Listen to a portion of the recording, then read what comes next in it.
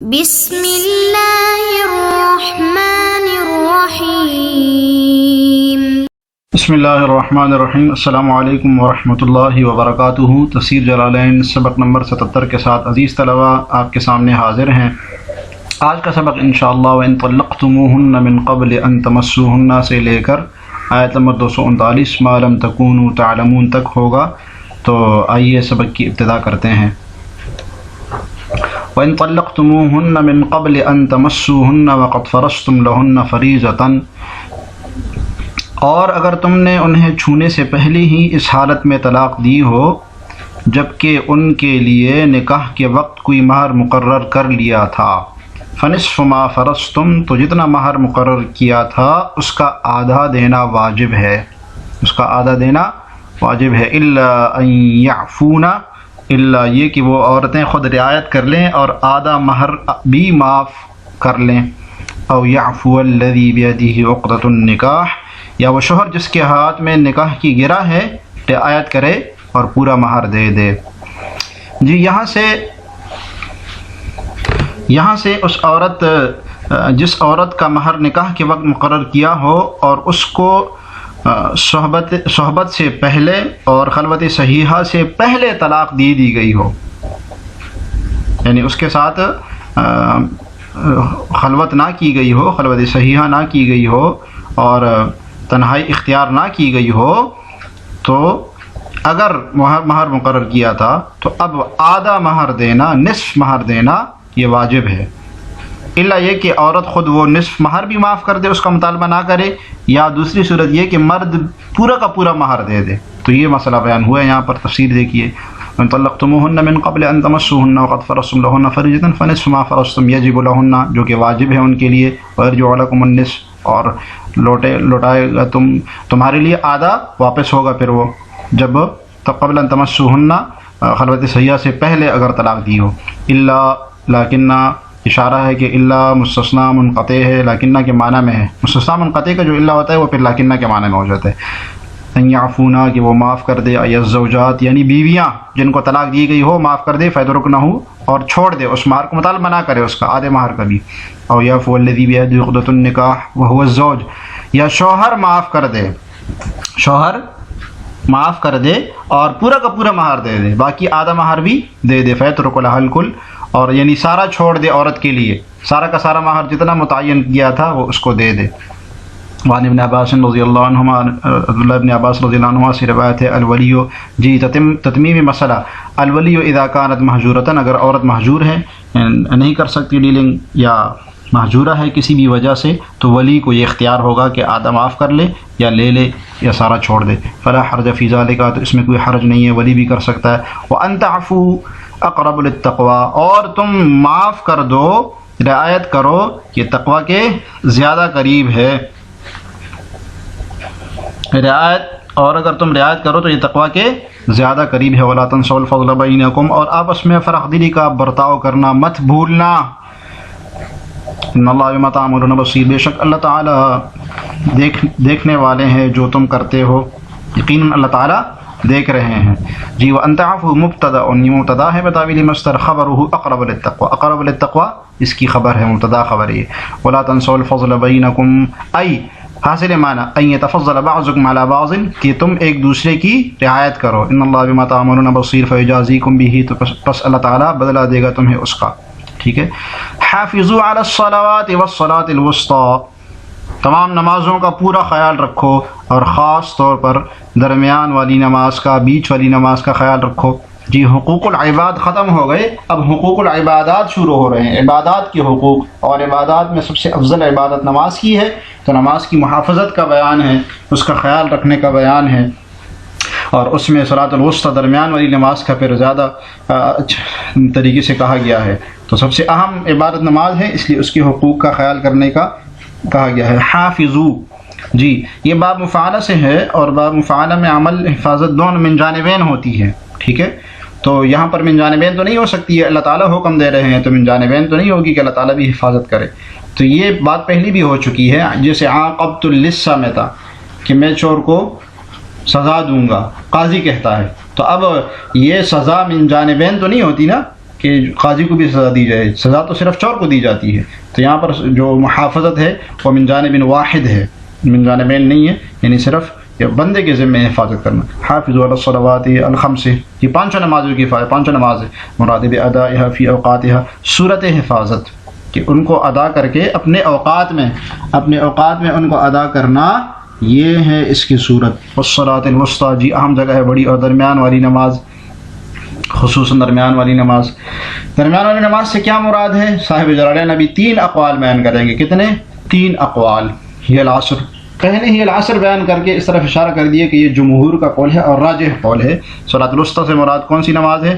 عصر کی نماز، کما فی الحدیث۔ دلیل کیا ہے؟ حدیث شریف میں آیا ہے، رواہ الشیخان، بخاری مسلم کی روایت ہے، نبی صلی اللہ علیہ وسلم نے فرمایا، غزوہ احزاب کے دن آپ نے فرمایا کہ حبسونا عن الصلاۃ الوسطی صلاۃ العصر حتی غابت الشمس، تو آپ نے فرمایا کہ ہمیں جو ہے نا دشمن نے درمیان والی نماز سے روک کے رکھا، یعنی نماز عصر سے، اور سورج غروب ہو گیا، تو جو سورج غروب ہوتا ہے وہ نماز عصر کے بعد ہوتا ہے، تو آپ نے خود صلاۃ الوسطی صلاۃ العصر کو کہا، اس لیے صلاۃ العصر مراد ہے۔ جمہور کا بھی یہی قول ہے، امام ابو حنیفہ رحمہ اللہ وغیرہم، اور جمہور صحابہ کا یہی قول ہے کہ صلاۃ الوسطی سے مراد صلاۃ العصر ہے۔ اب الصبح، دوسرا قول یہ ہے کہ اس سے مراد فجر کی نماز ہے۔ جی اس کو ہم ذرا دیکھ لیتے ہیں ان اقوال کو الگ سے۔ جی پہلا قول صلاۃ الوسطی کے بارے میں عصر، یہ ہم نے پڑھ لیا کہ یہ جمہور کا قول ہے، اور اس کی دلیل بخاری مسلم کی وہ روایت ہے غزوہ احزاب والی۔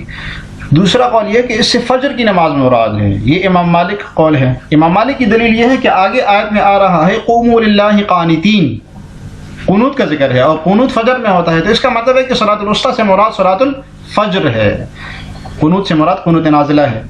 جی تیسرا قول یہ ہے کہ اس سے ظہر کی نماز مراد ہے، یہ صاحب جلالین اور بیضاوی کا قول یہی ہے کہ اس سے ظہر کی نماز مراد ہے۔ اچھا، عصر کی نماز میں ایک اور راجح بات یہ ہے، دلیل اس کی، کہ عصر سے پہلے بھی 2 نمازیں ہوتی ہے جو کہ دن میں ہوتی ہے، اور عصر کے بعد بھی 2 نمازیں ہوتی ہے جو کہ رات میں ہوتی ہے، تو دونوں کا محل الگ الگ ہے، اس لیے عصر کی نماز درمیانی نماز بنتی ہے۔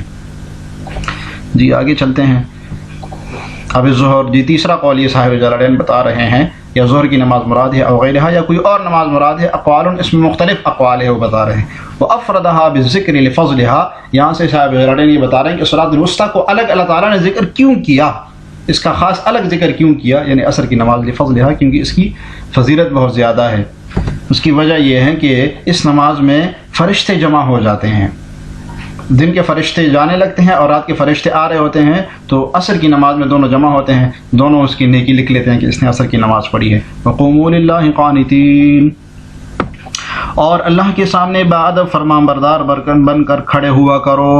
وَقُومُوا لِلَّهِ، اور کھڑے ہوا کرو اللہ کے لیے، فی الصلاۃ، نماز میں، قانتین، فرمان بردار ہو کر۔ قیلا، جی قانتین کے بارے میں صاحب جلالین نے 2 قول بیان کیے ہیں۔ کتنے؟ 2 قول بیان کیے ہیں۔ پہلا قول دیکھیے غور سے، قیلا، ایک قول یہ ہے مطیعین، کہ قانتین سے مراد مطیعین، فرمان بردار ہو کے باادب کھڑے ہو جاؤ اللہ کے سامنے نماز میں۔ اس کی دلیل صاحب جلالین بتا رہے ہیں، لقولہ علیہ السلام، کل قنوت فی القرآن فہو طاعۃ، قرآن میں جہاں بھی قنوت آیا ہے وہ طاعت ہے، وہ طاعت کے معنی میں ہے، تو حدیث شریف میں باقاعدہ آ گیا کہ قنوت جہاں پر بھی قرآن میں آیا ہے اس سے مراد اطاعت ہے۔ رواہ احمد وغیرہ، امام احمد وغیرہ نے اس کو روایت کیا ہے۔ تو ایک قول یہ ہو گیا کہ قانتین سے مراد مطیعین ہے، فرمان بردار۔ وقیلا، نمبر 2 دوسرا قول، ساکتین، قانتین سے مراد ساکتین ہے کہ خاموشی سے کھڑے ہوا کرو، بغیر گفتگو کے اچھے طریقے سے کھڑے ہوا کرو، حدیث زید بن ارقم رضی اللہ عنہ۔ اس کی دلیل صاحب جلالین بتا رہے ہیں کہ اس کی دلیل زید بن ارقم رضی اللہ عنہ کی روایت ہے، فرماتے ہیں کنا نتکلم فی الصلاۃ حتی نزلت، کہ ہم نماز میں گفتگو کیا کرتے تھے یہاں تک کہ یہ آیت نازل ہوئی، قوموا للہ قانتین فامرنا بالسکوت، تو ہمیں خاموش رہنے کا حکم دیا گیا نماز میں، ونہینا عن الکلام، اور ہمیں بات چیت سے منع کیا گیا نماز میں۔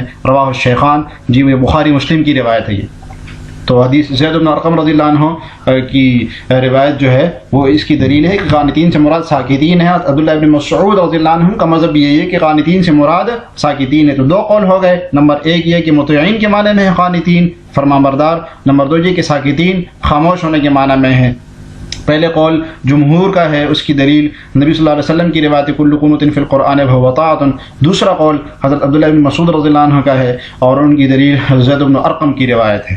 فإن خفتم فرجالا أو ركبانا، ترجمہ دیکھیے، اور اگر تمہیں دشمن کا خوف لاحق ہو تو کھڑے ہو کر، اور رکبانا یا سوار ہونے کی حالت میں ہی نماز پڑھ لو۔ فإذا أمنتم، پھر جب تم امن کی حالت میں آ جاؤ، فاذکروا اللہ، تو اللہ کا ذکر کرو، کما علمکم ما لم تکونوا تعلمون، اس طرح جس طرح اس نے تمہیں سکھایا ہے جس سے پہلے تم ناواقف تھے۔ جی صلاۃ الخوف کا بیان ہے، یہاں سے صلاۃ الخوف کا بیان ہے۔ صلاۃ الخوف کے 50 سے 60 طریقے کتب فقہ میں موجود ہیں، آپ وہ ہدایہ قدوری میں اس کو پڑھیں گے، وہ اس کا مقام تفصیلی مقام وہیں پر ہے۔ یہاں ہم اس کو اتنا بیان کر لیتے ہیں جتنا یہاں بیان ہوا ہے۔ تو چونکہ غزوہ احزاب کے موقع پر یہ پچھلی آیت نازل ہوئی تھی، اور غزوہ احزاب کے موقع پر دشمن کا خوف تھا، ہر طرف سے دشمن تھے، تو نمازیں قضا ہو گئی تھی صحابہ کی، تو صلاۃ الخوف کا طریقہ باقاعدہ بتا دیا۔ فرمایا فَإِذَا أَمِنْتُمْ فَإِنْ خِفْتُمْ، جب تمہیں خوف ہو، من عدو، صورت خوف، دشمن کا خوف ہو، او سیل، یا پانی کا خوف ہو، پانی بہت گہرا ہے جہاں نماز کے لیے جانا ہے، او سبع، یا چیر پاڑ کرنے والے پرندے چرند کا خوف ہو، شیر چیتا ہے، تو یہ تین صورتیں بتائیے، کوئی بھی صورت خوف کی ہو سکتی ہے۔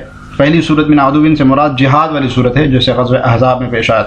فرجالن، تو کھڑے ہو کر، جمع راجلن، یعنی یہ راجل کی جمع ہے، وہ لغت بتا رہے ہیں صاحب جلالین، رجالن کھڑے ہونے کی حالت میں، ای مشاتن پیدل لوگوں کو کہتے ہیں، یعنی پیدل کھڑے ہونے کی حالت میں ہی صلو پڑھ لو نا۔ اچھا، احناف کی ہاں فرجالن سے مراد قائم علی الرجل مراد ہے، فرجالن سے مراد قائم علی الرجل، یعنی کھڑے پاؤں پر کھڑے ہو کے نماز پڑھو، ایسا نہ ہو کہ پاؤں بھی نہیں ٹک رہے ہوں۔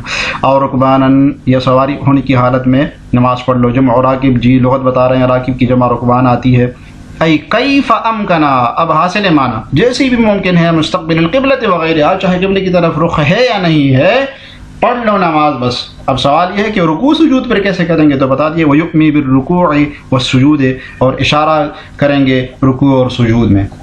تو کھڑے ہونے کی حالت میں پڑھ سکتے ہیں، سوار ہونے کی حالت میں پڑھ سکتے ہیں، قبلے کی طرف رخ ہے یا نہیں ہے، نماز پڑھنی ہے بہرحال، اور رکوع میں اشارہ، رکوع سجود میں اشارہ کرنا ہے۔ فَإِذَا أَمِنْتُمْ، اب اگر یہ کہ خوف سے امن میں آ جاؤ، من الخوف فاذکروا اللہ، ای صلو، فاذکروا اللہ سے مراد نماز ہے کہ نماز پڑھ لو، پھر کما علمکم ما لم تکونوا تعلمون، جیسے اللہ تعالیٰ نے تمہیں سکھایا تھا جس سے پہلے تم ناواقف تھے۔ جی قبل تعلیمہ من فرائضها وحقوقها، جی اس کی تعلیم، اس کے فرائض اور حقوق سے تم ناواقف تھے۔ والکاف بمعنی مثل، کاف کاف یہاں مثل کے معنی میں ہے، یہ جو کاف کما علمکم ہے یہ مثل کے معنی میں ہے۔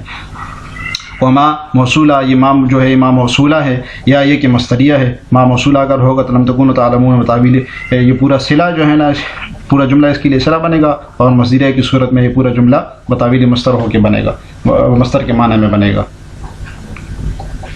یہ حدیث طلبہ، آج کا سبق بس اتنا ہی۔ آج کے سبق سے متعلق سوال یہ ہے کہ قانتین کے کیا معنی ہیں؟ قانتین کے آپ نے 2 معنی پڑھے ہیں، تو آپ کمنٹس میں جواب ضرور لکھیے گا۔ اللہ تعالی ہمیں جلالین پڑھنے اور سمجھنے کی توفیق عطا فرمائے۔ السلام علیکم ورحمۃ اللہ وبرکاتہ۔